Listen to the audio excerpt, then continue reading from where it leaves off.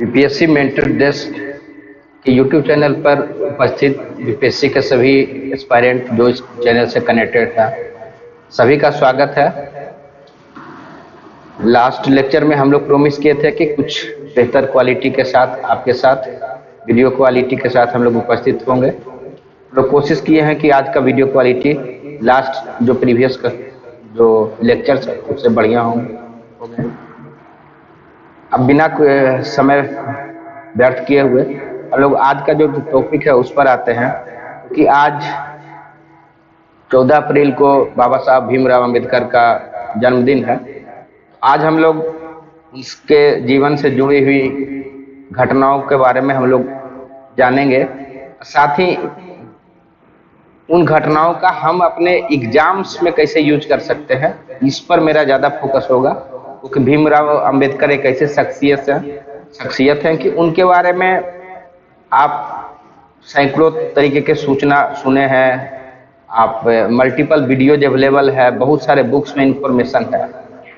आज हम आपको उन सूचनाओं से ज़्यादा आपको यह बताने की कोशिश करेंगे कि जब कभी भी आप किसी कॉम्पिटिटिव एग्जाम की तैयारी कर रहे हैं, अगर किसी पर्सनालिटी के बारे में पढ़ रहे हैं तो आपको कैसे पढ़ना है और किस तरीके से उनसे जुड़ी हुई घटनाओं को आपको याद रखना है। ठीक है, मैं आपको कोशिश करूँ, उसके बाद बाबा साहब से जुड़ी हुई जो भी चीजें हैं वो मैं आपको बताऊंगा। ठीक है,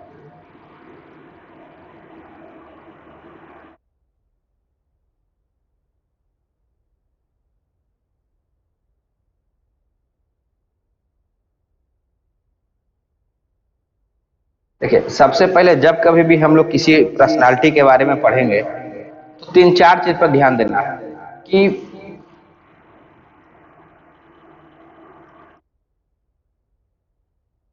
उनका जो पर्सनालिटी है किस रूप में रहा। जैसे अलग अलग आप पर्सनालिटी पढ़िएगा तो आपको अलग तरीके का नेचर दिखेगा। कोई इकोनॉमिस्ट होंगे, कोई फ्रीडम फाइटर होंगे, कोई लीगल एक्सपर्ट होंगे, ठीक है, तो कोई सोशल रिफॉर्मर्स होंगे, कोई पॉलिटिशियंस होंगे। तो सबसे पहले आपको यह देखना है कि वो जो पर्सनालिटी है वो किस रूप में है, ताकि इससे आपको ये क्लियर हो जाएगा कि उनकी जो भूमिका, क्योंकि देखिए आप बहुत सारा कहानी जानते हैं, वो अच्छी बात है, लेकिन हमको एग्जाम्स में कैसे यूज करना है एज ए आपका एस्पायरेंट, वो आपकी ज्यादा भूमिका है। ठीक है, तो ये पर्सनालिटी आप जरूर ध्यान रखिएगा कि किस तरीके का हम लोग इसी चीज को यूज करेंगे जब बाबा साहब भीमराव अम्बेडकर के बारे में पढ़ेंगे तब भी। ठीक है, दूसरा, हम लोग जिस तरीके से ऐसे में लिखते हैं उसी तरीके से उनके पर्सनालिटी को भी पढ़ेंगे कि उनका से जुड़ा हुआ जो सोशल कंट्रीब्यूशन क्या है, यानी समाज में उनके द्वारा क्या कंट्रीब्यूशन किया गया है जिसके कारण हम लोग उनको अभी तक याद करते हैं या उनके बारे में हम लोग पढ़ते हैं। उसी तरीके से पॉलिटिकल क्या उनका कंट्रीब्यूशन रहा है, ठीक है, या इकोनॉमी के फील्ड में क्या कंट्रीब्यूशन रहा है।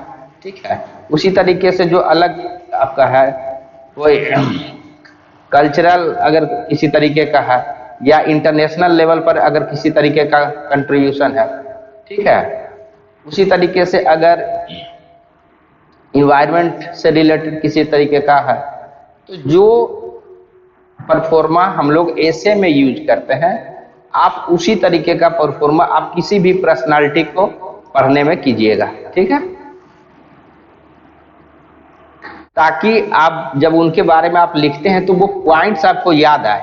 अन्यथा होता क्या है कि हम लोग उसको अच्छे से लिख नहीं पाते हैं, या बहुत सारी सूचनाओं को हमारे दिमाग में वो ऑर्गेनाइज नहीं रहता और हम लोग अच्छे तरीके से लिख नहीं पाते। ठीक है, तो हमेशा थिंक करना है किसी भी चीज को इस फॉर्म में, वो पर्सनालिटी कैसे थे, सोशल क्या कंट्रीब्यूशन है, पॉलिटिकल क्या है, इकोनॉमिक फील्ड में क्या कंट्रीब्यूशन है, कल्चरली क्या है, इंटरनेशनल स्तर पर क्या किया है, इन्वायरमेंटल क्या है, और इसी तरीके से एडमिनिस्ट्रेटिव भी कह सकते हो, सेम तरीके से जैसे हम लोग यूज करते हैं आपका ऐसे के फॉर्म में, एडमिनिस्ट्रेशन है या लीगल है।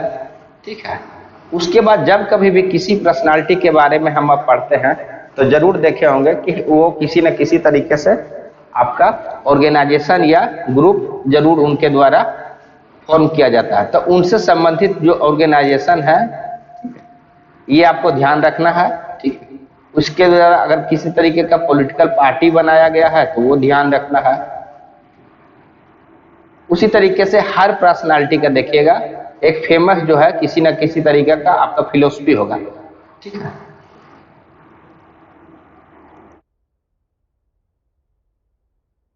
कि उनकी जो प्रिंसिपल है किस आधार पर उन्होंने अपना जीवन या विचार किया है, ये हम लोगों के लिए बहुत इंपॉर्टेंट रहता है। साथ ही ये जो फिलोसफी आपका रहता है, इस फिलोसफी का जो है आपका किस तरीके से जो उन समय के कॉन्टेम्पररी जो भी नेता है, समकालीन जो लीडरशिप है, उससे किस प्रकार से भिन्न रहता है, ठीक है। तो उनसे अगर किसी तरीके से डिफरेंस है, वो भी हम लोगों को ध्यान रखना है, ठीक है। अगर आप इस सामान्यतः इस खांचे में अगर आप चीजों को पढ़िएगा तो आपको एक पर्सनालिटी से दूसरे पर्सनालिटी को बहुत इजीली आप पढ़ पाइएगा, और आपको एग्जाम में लिखते समय कभी पॉइंट्स नहीं कम पड़ेगा, ठीक है। अन्यथा आप कहानी बहुत सारा सुन लेते हैं और आपको एग्जाम्स में उतना बेनिफिट नहीं हो पाता, ठीक है। तो अब हम लोग जो है उसी तरीके से बाबा साहब भीमराव अंबेडकर के बारे में भी पढ़ेंगे, लेकिन उस पर आए उसके पहले हम लोग कुछ बेसिक इंफॉर्मेशन जान लेते हैं कि उनका जीवन कैसा रहा, किस तरीके से उनका अर्ली जीवन रहा। तो देखिए, जहां तक बताने की बात है हम आपको बता देंगे, लेकिन वो आपके एग्जाम्स में बहुत अधिक काम नहीं आएगा कि बाबा साहब अम्बेडकर का जन्म जो है 1891 में महो आर्मी कंटेनमेंट में हुआ। इस तरीके का सूचना आप एग्जाम्स में जनरली यूज नहीं कर पाइएगा, ठीक है। तो जब कभी भी पढ़ाई कीजिए तो इस कंटेंट पर कम फोकस कीजिए, ठीक है। हो सकता है प्रीलिम्स जैसे सवाल में अगर बहुत फैक्चुअल हो तो पूछ सकता है, अन्यथा जब आप मेंस के हिसाब से सोचते हैं, थोड़ा क्रिटिकल सोचते हैं, तो इन इंफॉर्मेशन आपको उतना काम नहीं आएगा। उसी तरीके से उनकी शादी कब हुई, कहाँ, ठीक है। आप वाइफ का नाम याद रख सकते हैं रमाबाई, लेकिन वो भी रिलेटिवली उस तरीके का आपको जरूरत नहीं पड़ेगा। तो जब कभी भी पढ़िए तो वो पढ़िए कि उनका फिलोसफी क्या था, उसमें विचार क्या था, ये आपको आंसर्स में यूज आएगा, ठीक है। क्योंकि ये भीमराव अंबेडकर बाबा साहब का आज जन्मदिन है, तो जब कभी भी आप बाबा साहब को इमेजिन करते हैं तो दो तीन चीजें तो आपको स्पष्ट रूप से दिखता है कि कॉन्स्टिट्यूशन के निर्माण में जो उनकी भूमिका रही है, साथ ही जो अनटचेबिलिटी को लेके जो हटाने में जो उनकी भूमिका रही है, तो इन चीजों को आपको स्पष्ट रूप से पता चलता है। लेकिन इन चीजों के पहले एक चीज और आपको समझना चाहिए कि ऐसे पर्सनालिटी को जब पढ़िए तो आप जरूर ध्यान रखिएगा कि इनके जीवन में जो कुछ घटनाएं घटी है उनको आप अपने एसे में यूज कर सकते हैं, ठीक है। जैसे एसे का कभी स्टार्टिंग आपको देना हो, स्पेशली जो प्रोवर्ब्स वाला जो हिंदी प्रोवर्ब्स जो आजकल आ रहा है, उसमें बहुत सारा थीम आपको इस तरीके से मिलेगा कि आप अगर 20-25 पर्सनालिटी 30 पर्सनालिटी के बारे में पढ़े हुए हैं तो उस उनके पर्सनालिटी में कुछ ऐसे गुण होंगे, जैसे बाबा साहब अम्बेडकर में आपको बहुत सारा क्वालिटी दिखेगा, जैसे हम लोग आगे जब चर्चा करेंगे तो देखिएगा। तो वो आप उन घटनाओं का जिक्र करते हुए आप अपने एसे का स्टार्ट कर सकते हैं। उसी तरीके से महात्मा गांधी के जीवन का स्टार्ट कर सकते हैं, जवाहरलाल नेहरू का कर सकते हैं, ठीक है। तो ये आप ध्यान रखिए कि इस स्टोरी का यूज हमको करना है, तो उस हिसाब से भी आप स्टोरी ध्यान रख सकते हैं। दूसरा, जब कभी भी किसी फेमस पर्सनालिटी को पढ़िए तो उनसे जुड़े हुए कुछ महत्वपूर्ण कोट्स जरूर याद कर लीजिए, ताकि उनके बारे में अगर हमको कभी वुमेन के बारे में लिखना आ गया या कभी एग्रीकल्चर के बारे में अगर उन्होंने कोई ओपिनियन दिया है तो हमारे विचार को वो बहुत जो है ऑथेंटिकेट करता है उनका जो कोट होगा, और आपको एक बेहतर एजुकेटेड एस्पायरेंट का जो है आपको फीलिंग भी दिलाएगा। तो ये बहुत जरूरी है कि आप जब कभी भी पर्सनालिटी पढ़ें तो अगर इन चीजों की तरफ ध्यान रख के पढ़िएगा तो आपको एग्जाम्स में अच्छा यूज कर पाइएगा, ऐसा मेरा मानना है। बाकी आप लोग अपने हिसाब से इसको आप कह सकते हैं कि रीफ्रेम कर सकते हैं, या जो आपको लगता है उस हिसाब से आप रीस्ट्रक्चर कर सकते हैं, ठीक है। तो हम लोग अब भीमराव अम्बेडकर बाबा साहब का जो अर्ली जीवन है उसके बारे में हम लोग चर्चा करेंगे, ठीक है। बाबा साहब का जन्म जो है 1891 ईस्वी में मध्य प्रदेश के एक दलित महार कास्ट में हुआ था।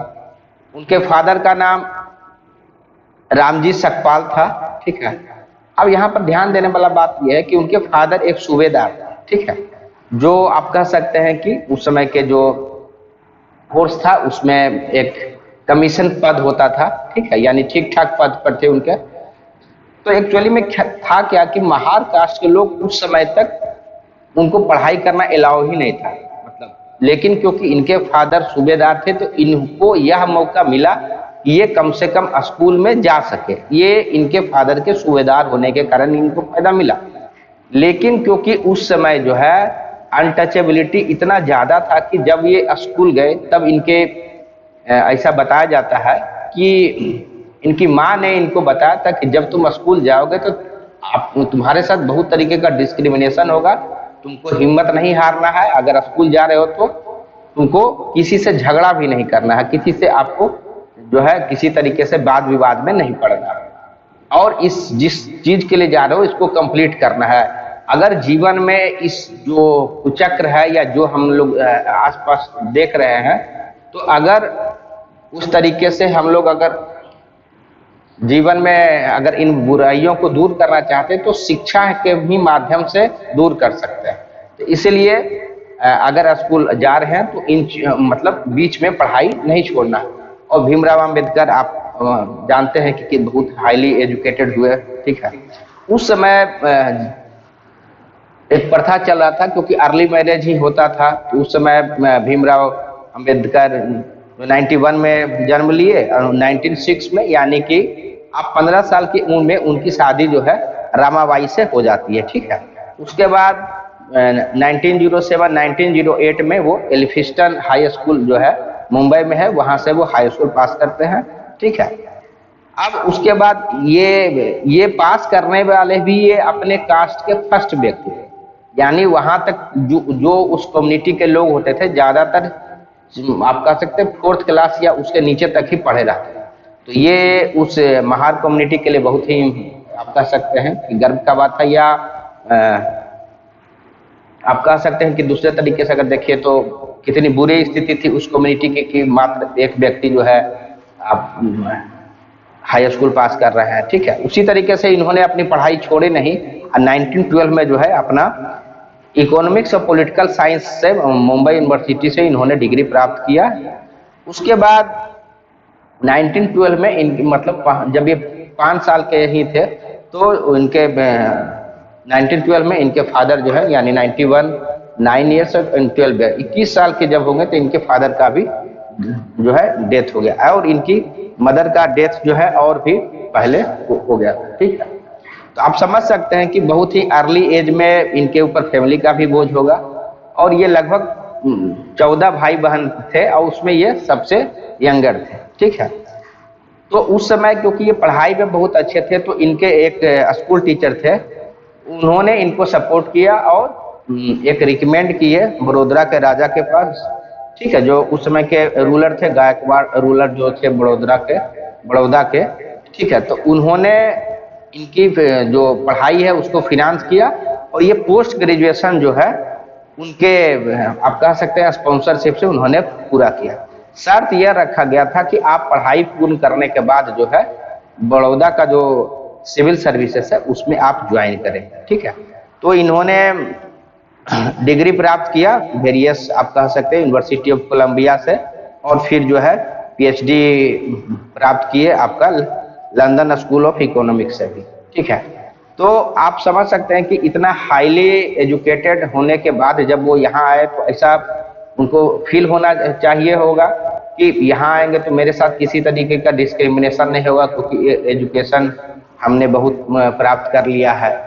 लेकिन अगर हम बचपन में देखें इनके साथ जो घटनाएं घटी थी, जब ये स्कूल गए थे तो स्कूल में हुआ ये था कि इनको पढ़ाई करने तो दे दिया गया, लेकिन उस क्लास में सबसे पीछे में एक दरी बिछा दिया गया और उसी पर बैठने के लिए दिया जाता था। इवन ये कहा जाता है कि ये दूसरे बच्चे के साथ बहुत ही आप घुल मिल नहीं सकते थे, जिस जहाँ पानी पीने जाते थे जो पॉट में, तो वहां पर अगर नौकर आता था तो वही उसको निकाल के पानी अगर देगा तो वो पी पाता, अन्यथा वो पानी भी खुद से नहीं ले सकते, ठीक है। तो आप समझ सकते हैं कि किस तरीके से उनके साथ मतलब डिस्क्रिमिनेशन हो रहा था। और उनका एक उन्होंने एक बुक लिखा है, उसमें एक चीज वो डिस्क्राइब करते हैं कि नो प्यून नो वाटर, यानी कि अगर प्यून नहीं आया तो उस दिन उनको पानी भी नहीं मिलेगा, इस तरीके की व्यवस्था है। फिर एक दूसरी कहानी उसी से रिलेटेड है कि एक बार स्कूल टीचर जो है ब्लैक बोर्ड पर किसी क्वेश्चन को सोल्व करने के लिए बुलाते हैं। उस समय बाकी बच्चे उनका विरोध कर देते हैं, क्योंकि जो जो ब्लैक बोर्ड होता है उसके पीछे खाना रखा जाता है। बच्चों का कहना है कि उनके वहां जाने से खाना पॉल्यूट हो जाएगा। तो आप स्कूल्स में देख रहे हैं कि किस तरीके से उनके साथ डिस्क्रिमिनेशन होता है। नियम यह था कि जो बच्चे पढ़ाई में अच्छे होंगे, आप अभी भी देखते हैं, वो आगे बैठेंगे, लेकिन ये चीजें उसी क्लासरूम में उनके लिए लागू नहीं थी। अब उसके आगे जब पढ़ाई करके गए, जब वो वापस आते हैं, जैसा कि आज प्रोमिस किया गया था कि वो बड़ौदा आएंगे, तो वहां पर उनको जॉब करना है एज पर जो स्पॉन्सरशिप हुआ था। तो वो क्योंकि एज ए सिविल सेवा में वो ज्वाइन कर रहे थे, तो ऐसा एक्सपेक्ट किए कि जब वो वहां जाएंगे तो उनको लेने के लिए लोग आएंगे। ये तो उस तरीके तक किसी भी प्रकार का उनको ट्रीटमेंट अच्छा नहीं मिला, और कोई भी लोग उनको रिसीव करने के लिए स्टेशन पे नहीं आया।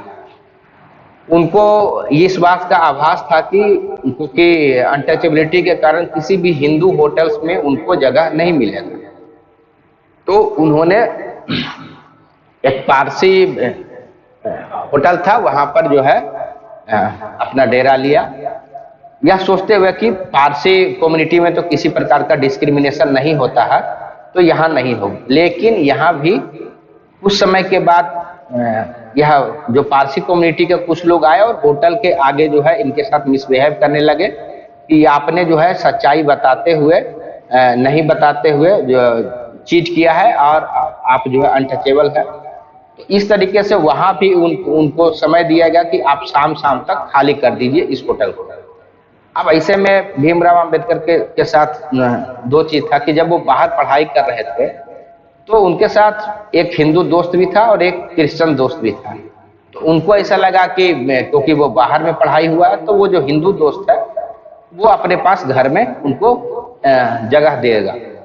लेकिन जब वो उसे रिक्वेस्ट करता है तो वो दोस्त मना कर देता कि मुझे तो दिक्कत नहीं है, लेकिन मेरे घर में जितने लोग काम करने वाले हैं वो काम नहीं करेंगे और सारा व्यवस्था जो है गड़बड़ हो जाएगा। तो वो फिर पोलाइटली एक तरीके से मना कर दिया। उसी तरीके से जब क्रिश्चियन के पास गए तो वहां भी सिमिलर रिप्लाई मिला। तो उनको उसी समय ये फीलिंग हुआ कि जबकि कहा जाता था कि सिर्फ हिंदू रिलीजन में जो है अनटचेबिलिटी है, तो दूसरे रिलीजन में भी उसी तरीके की चीजें इनको देखने को मिला, पारसी हो या क्रिश्चियन हो। तो ये चीजें इनको जो है कौतूहल होता था। तो फाइनली क्या हुआ कि आप सोचिए इतना पढ़ाई करने के बाद जो है मात्र वो जब जॉब ज्वाइन करने आए तो 12 दिन के अंदर जो है उनको वहां छोड़ के वापस मुंबई जो है आना पड़ा। अब क्या हुआ कि फिर वहां पर मुंबई में वो एज ए लेक्चरर जो है सेंडन कॉलेज में प्रोफेसर बनते हैं। ये जो कहानियां हैं आपको बहुत अधिक काम नहीं आएगा, एक्सेप्ट अगर आप ऐसे में यूज करना चाहते हैं तो आप यूज कर सकते हैं, अन्यथा उतना इम्पोर्टेंट आपके लिए नहीं है। अगर किसी घटना का जिक्र करके आप ऐसे में लिखें, तो वहां जब वो प्रोफेसर के रूप में ज्वाइन करते हैं तो वहां भी उसी तरीके का डिस्क्रिमिनेशन देखने को मिलता है कि वहां भी पानी पीने में उनके साथ उसी तरीके से डिस्क्रिमिनेशन है। आप समझ सकते हैं कि जो व्यक्ति University of Columbia, London School of Economics से पढ़ाई करके पोस्ट ग्रेजुएट करके आ रहा और यहाँ पर एक आप कह सकते हैं कि अच्छे पद पर है, उनके साथ डिस्क्रिमिनेशन हो रहा है, तो उस सोसाइटी के साथ कैसा फील होता है। तो आप देख सकते हैं कि उनके जीवन में किस तरीके से चीजें चल रही हैं। तो यानी कि जब वो नौकरी में भी जब वो ज्वाइन किए थे उस समय की भी कुछ घटनाएं कि जब वो ज्वाइन किए भी थे तो वहां पर जो लोग इवन प्यून भी थे तो उनको जो फाइल दिया जाता था वो उनके टेबल पर फेंक के दिया जाता था। आप समझ रहे हैं? तो यानी इतने एजुकेशन के बाद भी, और चाहे वो यूनिवर्सिटी हो या सिविल सर्विस में जब वो काम कर रहा, दोनों जगह उनको उसी तरीके का डिस्क्रिमिनेशन देखने को मिला। इसके कारण एक और घटना उनका जीवन से संबंधित है कि जब वो एक बार कहीं हैदराबाद जा रहे थे तो दौलताबाद का किला देखना था। उस दौरान किसी लोग को पता चल गया कि ये जो है अनटचेबल्स है, और उनके साथ मुस्लिम ग्रुप्स ने भी उसी तरीके से बिहेव किया। यानी जो अदर रिलीजन्स थे, जो हिंदू के अलावे, उनके साथ भी जब कभी भी इंटरेक्शन हुआ तो इनका फीलिंग वही रहा कि अगर अनटचेबल्स हैं तो सारे लोग उसको अनटचेबल मान रहे हैं। इसलिए वो कहते थे कि अगर हिंदुइज्म में आप अगर अनटचेबल है तो सारे रिलीजन भी आपको अनटचेबल मानता है। तो ये इस तरीके का इनका जीवन का जो अनुभव रहा है, इसीलिए ये इनका सारा आप देखिएगा जो जीवन है उन्होंने कंट्रीब्यूट किया स्पेशली एससी कम्युनिटी के अपलिफ्टमेंट के लिए। इनका ये मानना था कि हम वो फॉर्चुनेट व्यक्ति हैं जो हम इतने ऊपर तक गए हैं, तो हम अगर थोड़ा सा मेहनत करेंगे तो लाखों करोड़ों लोग जो दबे कुचले हैं उनके जीवन को हम एक बेहतर जिंदगी दे सकते हैं। तो आप इस बैकग्राउंड के साथ समझ सकते हैं। आप आगे जाके ये बैकग्राउंड आपके लिए समझना इसलिए जरूरी है कि आगे अगर आप हिस्ट्री में पढ़े होंगे या पढ़िएगा तो वहाँ देखिएगा बहुत तरीके का कॉन्ट्रास्ट जो है महात्मा गांधी के साथ इनका रहा है।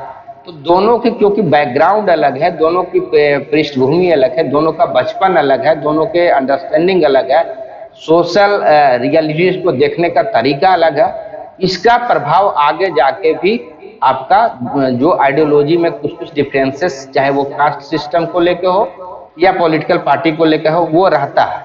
ठीक है, तो ये आपको ये बैकग्राउंड आपको उन चीजों को समझने में हेल्प करेगा। ठीक है, दूसरा अब हम लोग जो है अगर यह देखें कि इनके द्वारा अगर हम लोग कुछ चीजें हट के बताना चाहते हैं कि जैसे आप हमेशा पढ़ाई करते होंगे कि अनटचेबल्स के लिए तो पढ़ते हैं, लेकिन आप यह जान लीजिए ये महिलाओं के लिए बहुत आप कह सकते हैं कि जो इनके द्वारा स्टेप्स लिए गए थे वो बहुत ही उनके एम्पावरमेंट में, उनके सशक्तिकरण में बहुत ही महत्वपूर्ण भूमिका निभाई है। जब हिंदू कोड बिल जो है, पहले आपको पता है कि पहले जो है हिंदू धर्म भी महिलाओं को जो है आपको राइट नहीं था, चाहे वो जमीन में हो या विडो को राइट्स हो, इनहेरिटेंस का हो, या मेल और फीमेल में जो असमानता था, तो उन असमानता को दूर करने के लिए आपका हिंदू सक्सेशन एक्ट वगैरह जब ये कानून मंत्री थे उसी समय पास हुआ। और ये शुरू से यूसीसी के समर्थक थे, यानी यूनिवर्सल सिविल कोड। इनका मानना था कि सारे धर्मों में सब मेल फीमेल सबके लिए एक तरीके का कानून हो। उसके कारण क्या होगा कि कास्ट का जो है बैरियर टूटेगा। ये इनका एक फीलिंग था। दूसरा था कि जो महिलाएं हैं उनका भी बेहतर सशक्तिकरण हो सकेगा। ऑल दो जो है मुस्लिम कानून तो उस समय नहीं हो सका था, लेकिन हिंदू कोड बिल जो पास हुआ था, जो 4 भाग में पास हुआ, उसके जो हिंदू सक्सेशन एक्ट वगैरह आया, तो हिंदू महिलाएं थी, इनको जो है शादी में या इनहेरिटेंस में जो संपत्ति का अधिकार है उसमें बराबरी का हक जो है मिला। ठीक है, दूसरा इनके जीवन से संबंधित एक और घटना है कि ये एससी कम्युनिटी के लिए एक शेड्यूल्ड जो कास्ट है उनके लिए सेपरेट इलेक्टोरेट का मांग करते हैं, स्पेशली जब राउंड टेबल कॉन्फ्रेंस होता है तब की बात। ठीक है, आपको बता दिए कि देखिए सेपरेट इलेक्टोरेट क्या होता है कि अगर जो आप कह सकते हैं, सपोज आज के एग्जांपल से अगर आप समझना चाहें कि लोकसभा या विधानसभा का क्षेत्र देख लीजिए, तो जो कैंडिडेट है वो अगर किसी पार्टिकुलर धर्म से हो या कम्युनिटी से हो, उसी धर्म या उसी कम्युनिटी के लोग ही सिर्फ वोट दे सकते हैं, तो उसी चीज को कहते हैं सेपरेट इलेक्टोरेट। तो ये एससी, क्योंकि 1930 के पहले मुस्लिम्स के लिए, सिख के लिए सेपरेट इलेक्टोरेट आपका लागू हो चुका था। यानी मुस्लिम्स के केस में क्या था, सपोज कीजिए किसी विधानसभा क्षेत्र को मुस्लिम के लिए अगर रिजर्व कर दिया गया तो उस क्षेत्र में जो वोटर्स थे वो भी सिर्फ मुस्लिम थे। तो भीमराव अंबेडकर के द्वारा भी ये किया गया कि अगर मुस्लिम्स के लिए या दूसरे माइनॉरिटी के लिए इस व्यवस्था किया जा सकता तो उसी तरीके का व्यवस्था जो है एससी कम्युनिटी के लिए क्यों नहीं किया जा सकता। तो उसी के डिमांड किया गया था, और जो है कम्युनल अवार्ड के थ्रू उन्होंने पुश किया था कि ये चीजें हो। इसी को लेके हिस्ट्री में डिटेल्स में पढ़िएगा कि महात्मा गांधी के द्वारा येरवदा जेल में जो है हंगर स्ट्राइक किया गया, और बीच में कुछ लीडरशिप जैसे कि मदन मोहन मालवीय जैसे नेता के सहयोग से दोनों के बीच आप कह सकते हैं कि कंप्रोमाइज हुआ, और यह सहमति बना कि ज्वाइंट इलेक्टोरेट रहेगा लेकिन एससी कम्युनिटी के लिए सीट रिजर्व रहेगा। वो कंप्रोमाइज वहां पर जो है महात्मा गांधी के साथ जो है ये आपको रहेगा। उसके बाद क्योंकि ये पॉलिटिकल पार्टी भी गठन करते हैं, तो 2-3 पॉलिटिकल पार्टी है जो स्लाइड में देखेंगे, इनके द्वारा गठन किया जाता है।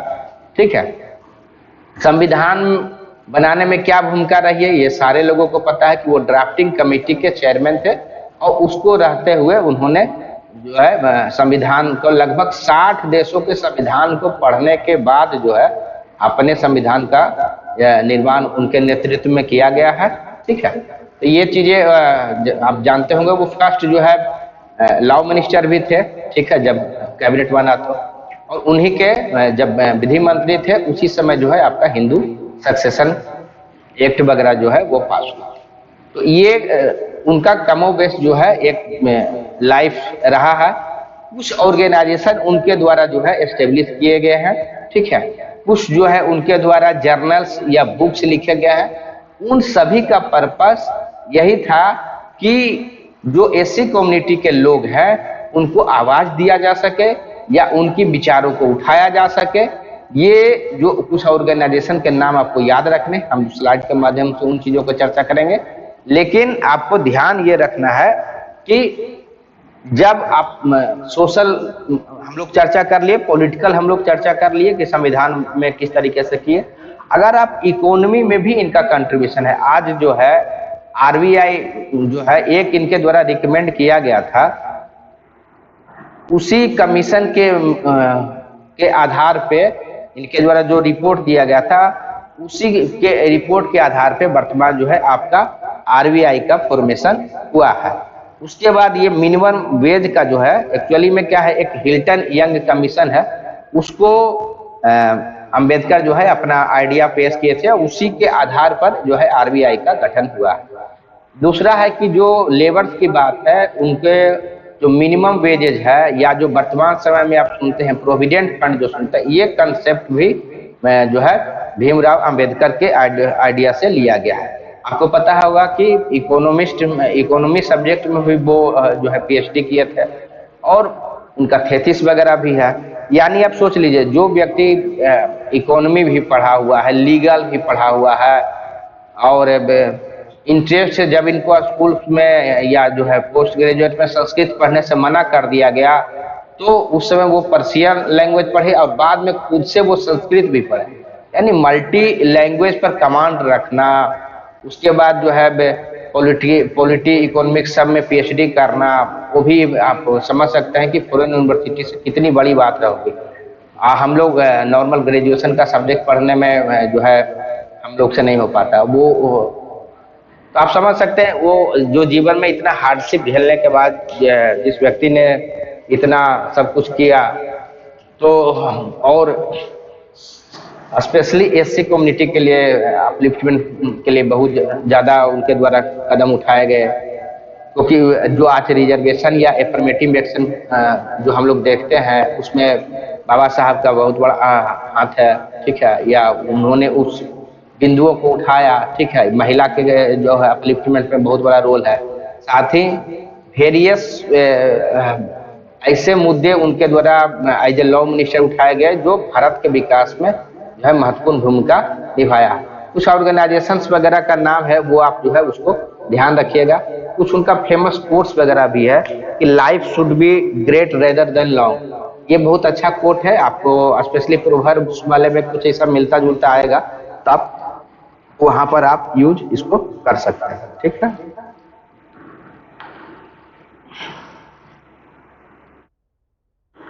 हाँ, ये चीज आप ध्यान रखिएगा कि ये एक बिलीव करते थे कि एनहिलेशन ऑफ कास्ट। ठीक है, यानी कि इनका मानना था कि जब तक कास्ट सिस्टम नहीं खत्म होगा तब तक जो अनटचेबिलिटी है उसको समाप्त नहीं किया जा सकता। जबकि महात्मा गांधी जो है आप कह सकते हैं कि उसको रीस्ट्रक्चर या प्यूरिफाई करने की बात करते हैं। ठीक है, तो उसमें तरह तरह का जो आप हिस्ट्री जब पढ़िएगा तो महात्मा गांधी भी जो है जब हरिजन जो नामक जो आपका स्टार्ट होता है पत्रिका, उसमें वो बताते हैं कि जो अनटचेबल्स है उनको किस तरीके का बिहेव बिहेव करना चाहिए, या अपर कास्ट को किस तरीके का।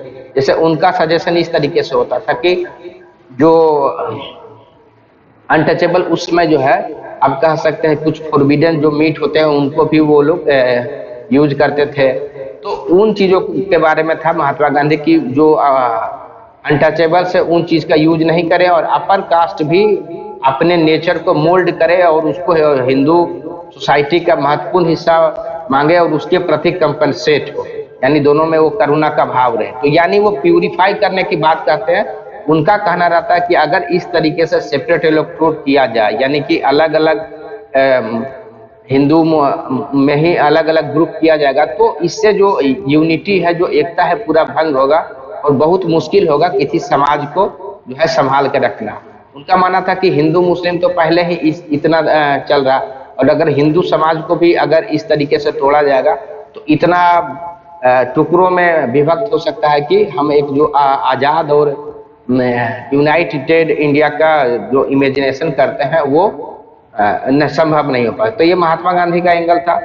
भीमराव अंबेडकर का एंगल आपको बताया कि उनका जीवन जिस तरीके से था, क्योंकि उनको जो है बहुत तरीके का उन्होंने जीवन में इस तरीके से देखा कि जहाँ दलितों को पब्लिक जो प्लेस है या पार्क है या कुआं है वहां से पानी लेने में जो है नहीं निकालने दिया जाता था, अगर कोई निकाल लेता था तो फिर कोई तेल वगैरह डाल दिया जाता था। इस तरीके की जो चीजें हैं उनको उन्होंने क्योंकि जीवन में फेस किया था तो उनका उस तरीके से विचार बना हुआ था। हालांकि फिर दोनों के बीच कंप्रोमाइज हुआ और ये जो वर्तमान व्यवस्था है अभी भी जो रिजर्व जो सीट है वो उसी आप कह सकते हैं उसी व्यवस्था का कंटिन्यूएशन है।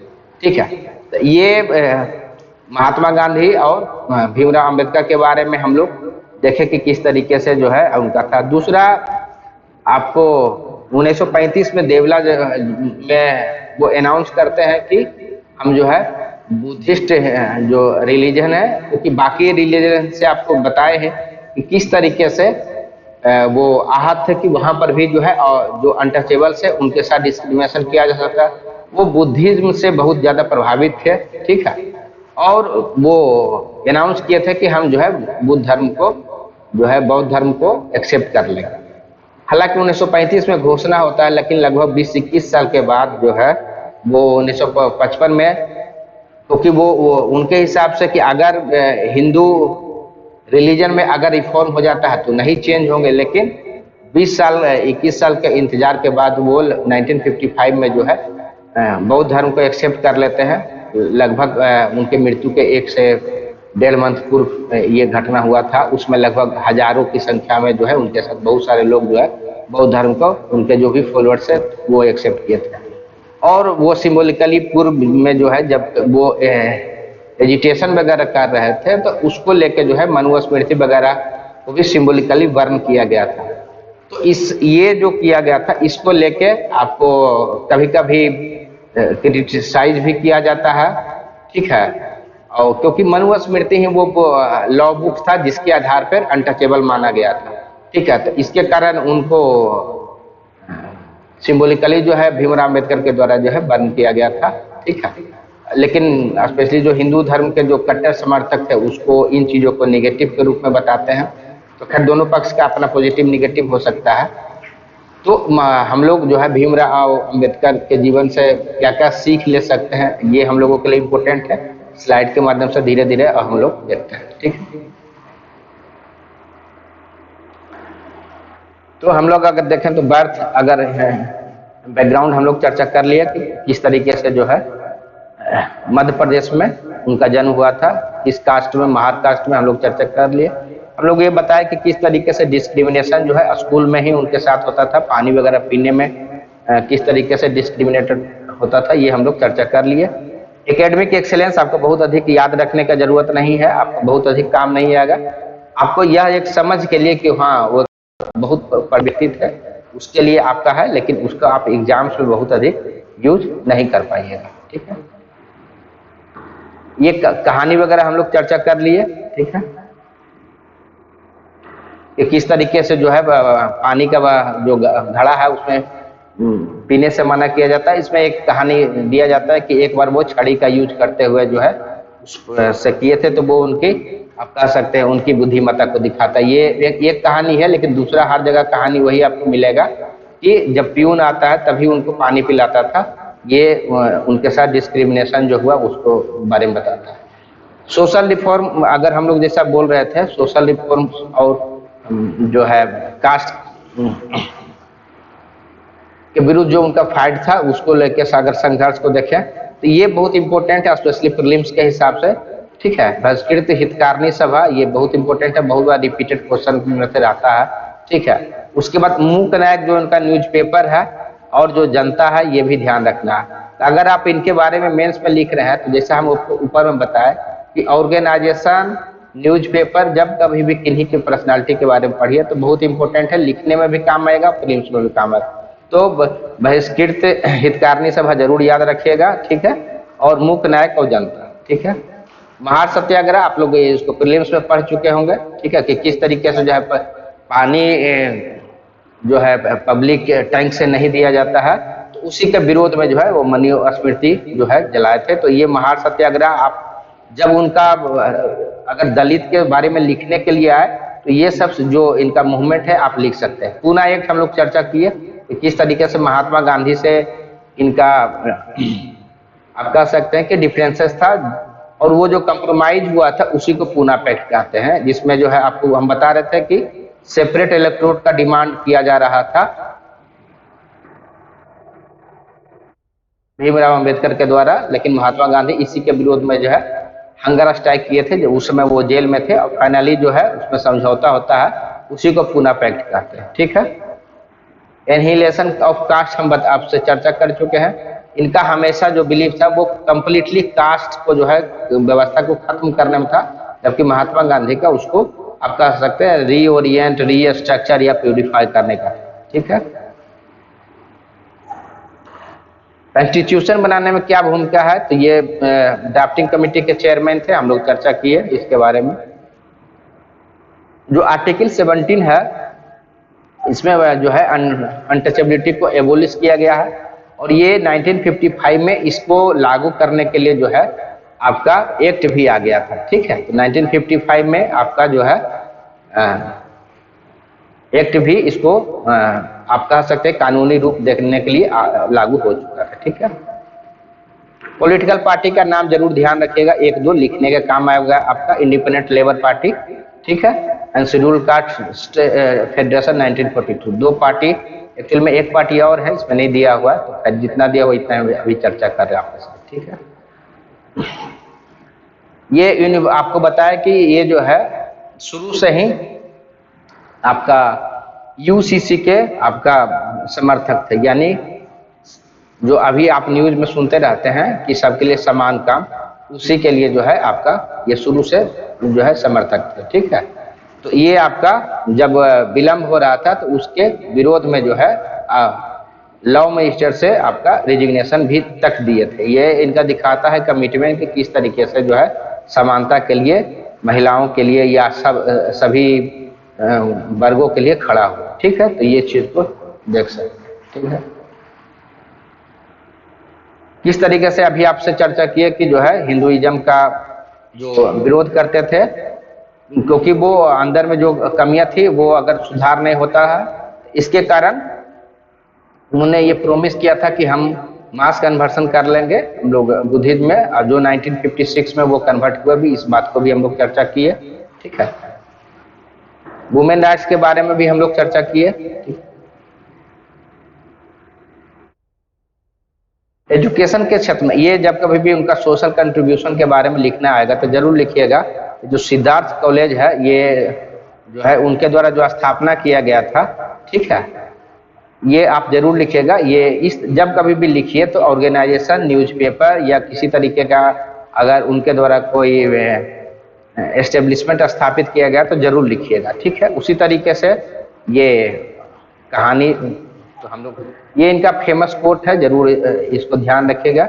एजुकेट, एजिटेट एंड ऑर्गेनाइज, यानी शिक्षित करो समाज को, संगठित करो और संघर्ष करो। ये स्पेशली इनका बहुत ही फेमस लाइन है। इनका शुरू से मानना था कि एजुकेशन ही वह इंस्ट्रूमेंट है जिसके माध्यम से लोग अवेयर हो सकते हैं अपने राइट के लिए, अपने अधिकार के लिए। और सिर्फ जानकारी से प्राप्त नहीं, उससे उनका अपलिफ्टमेंट नहीं होगा, उसके बाद उनको जो है संगठित भी होना है और साथ में संघर्ष भी करना है, तभी ये जो सोशल डिस्क्रिमिनेशन है दूर कर सकता है। ये इनका फेमस कोट है। ठीक है, शादी के बारे में हम लोग चर्चा कर दिए। ठीक है, अब ये आपको काम उतना आएगा नहीं, जो उनकी शादी वाली पॉइंट है। ठीक है, अब अगर इसी से संबंधित अगर आप देखिएगा कि करंट अफेयर्स में, जैसे आज अगर आप देखिएगा तो बिहार सरकार ने जो है एक समग्र सेवा करके जो है आपका स्टार्ट किया है। तो यानी आप समझ सकते हैं कि आज़ादी के इतने साल बाद भी जो है बाबा साहब भीमराव अम्बेडकर कितना इम्पोर्टेंट है। आप आए दिन जो है देख सकते हैं कि किस प्रकार जो है संविधान को लेके पक्ष विपक्ष में जो है डिबेट होते रहता है। जब कभी भी किसी कानून को लेके आपको संशय होता है तो कोर्ट भी उसी कॉन्स्टिट्यूशन का सहारा लेता है। हाँ, एक बात अब ध्यान रखिएगा, दो कोट और है इनसे संबंधित जो आप अलग अलग ऐसे में यूज कर सकते हैं। एक तो इनका है वुमेन के बारे में, जिसमें ये यह कहते हैं कि मैं किसी सभ्यता का कितना विकास हुआ मैं उससे जज करता हूँ कि उस में महिलाओं का कितना एम्पावरमेंट हुआ। यानी ये महिला स्पेशली अब मीडिया या हर जगह जो है सिर्फ दलित के से रिलेट करके देखा जाता है, लेकिन महिलाओं के एम्पावरमेंट के लिए बाबा साहब का रोल बहुत इम्पोर्टेंट था। ये आप जरूर ध्यान रखिएगा। दूसरा, जब ये संविधान का निर्माण कर रहे थे तो उस समय ये पूछा गया था कि ये संविधान कितने दिन तक जो आप बना रहे हैं, क्योंकि बहुत सारे जब देश आज़ाद हुआ अपना तो 1950s के आसपास सिर्फ इंडिया ही आज़ाद नहीं हुआ था, बहुत सारे कंट्री आज़ाद हुए थे और वो बहुत ही कोई 5 साल कोई 10 साल तो पुनः जो है वहाँ पर मिलिट्री रूल जो है एस्टेब्लिश हो गया। तो ऐसे में बाबा साहब से भी पूछा गया था कि ये संविधान जो आप बन रहा है कितने दिन तक रहा है, तो वो उनका कहना था कि ये डिपेंड करता है कि इनको यूज करने वाले को। ठीक है, तो ये कुछ फेमस उनके जो स्टेटमेंट्स हैं, आप अपने ऐसे या उनसे जुड़ी हुई जो घटनाएं हम लोग जो भी डिस्कस किए, आप अलग इनके जीवन में आप देखिए तो हर तरीके का चीज आपको देखने को मिलेगा कि आपको रिजिलियंस देखने को मिलेगा, हार्ड वर्क देखने को मिलेगा। ठीक है, उसके बाद आपका किस तरीके से जो है आप कह सकते हैं कि लीडरशिप दिखेगा, क्योंकि देखिए पूरा समाज के का अकेले नेतृत्व करना, तो इनके पर्सनालिटी में आपको वो गुण दिखेंगे कि किस तरीके से एक वर्ग को जो है लीडरशिप दिया जा सकता है, एजुकेशन के प्रति ये आपका इनका अफेक्शन देखेगा। ठीक है, किस तरीके से जो है इन्होंने जो है अपने आप इस एक नए कंट्री के लिए कॉन्स्टिट्यूशन का वो हेड किए थे, जो कम्युनिटी के लोग को पढ़ाई के लिए सोचिए कि एलिजिबल नहीं माना जा रहा था, तो ये कितना बड़ा अचीवमेंट रहा। तो इनके जीवन में और जो कुछ कुछ हम लोग कहानी आपसे शेयर किए, आप ऐसे में ये जब कभी भी हिंदी प्रोवर्ब्स का आता है तो जैसा अगर टॉपिक मिलता है तो आप उन घटनाओं का जिक्र करते हुए वो जो इथिकल गुण है इनमें या जो वो आप कह सकते हैं कि जो क्षमता है उसके बारे में आप लिख सकते हैं, ताकि वो आपका ऐसे का वो फर्स्ट पैराग्राफ आपका अच्छा दिखेगा और एंडिंग में जो आपको बताया वुमेन से संबंधित बताए, फिर जो है आपका कॉन्स्टिट्यूशन के निर्माण से संबंधित बताया, तो वो सब कोट्स आप याद रखिएगा और वो आपको ऐसे में स्पेशली बहुत जो है आपको काम आएगा। अभी तक अम्बेडकर के बारे में लगता है 1-2 बार ही बीपीएससी में सवाल आया है, लेकिन आए दिन ये कॉन्स्टिट्यूशन का क्योंकि डिबेट चलते रहता है तो हो सकता है क्वेश्चन आए, और स्पेशली वो जरूर आप इसको तैयार कर लीजिएगा कि महात्मा गांधी से इनका जो है कास्ट इश्यूज को लेके क्या डिफरेंसेस है। ठीक है, तो आज के लिए हम इतना ही एंड करते हैं। आज का वीडियो बनाने का सिर्फ एक मकसद था कि जो लास्ट वीडियो जितना भी हम कर रहे थे उससे क्वालिटी वाइज क्या डिफरेंसेस है, स्पेशली वीडियो क्वालिटी और साउंड क्वालिटी, वो जो भी इस चैनल से कनेक्टेड है जरूर बताइए। बाकी हम लोग नॉर्मल जो टॉपिक है कल से डिस्कस करेंगे। आज सिर्फ हम कंटिन्यूटी मेंटेन करने के लिए हम ये वीडियो बनाए हैं, क्योंकि ज़्यादा समय हम लोगों का अभी जो है टेक्निकल एस्पेक्ट को इम्प्रूव करने में जा रहा। कल से हम लोग कोशिश करेंगे, अगर सब कुछ सही रहा तो हम लोग नॉर्मल लेक्चर जो है डिटेल्ड इन्फॉर्मेशन के साथ आपके साथ उपस्थित होंगे। ठीक है, थैंक यू।